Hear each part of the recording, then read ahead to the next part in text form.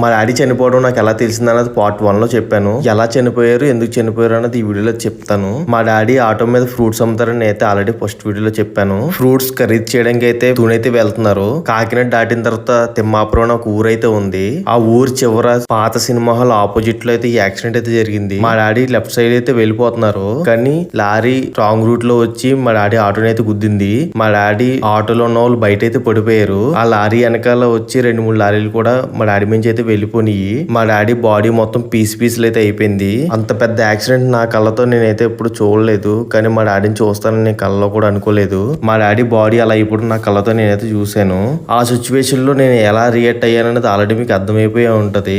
నా చేతినైతే నేను గిల్లుకుండేవాడిని నిజమా కాదా అని. మా డాడీ ఫేస్ లాస్ట్ టైం చూడడం కూడా లేదు. ఆ యాక్సిడెంట్ అవ్వడం 2-3 అయితే చూసారంట. మేమైతే స్టేషన్కి వెళ్ళి కంప్లైంట్ ఇచ్చాము. ఆ హైవే రోడ్ లో ఎక్కడ సీసీ కెమెరాలు అయితే పనిచేయలేదంట. నిజం అయ్యి ఉంటుందా? కింద కామెంట్ అయితే చేయండి.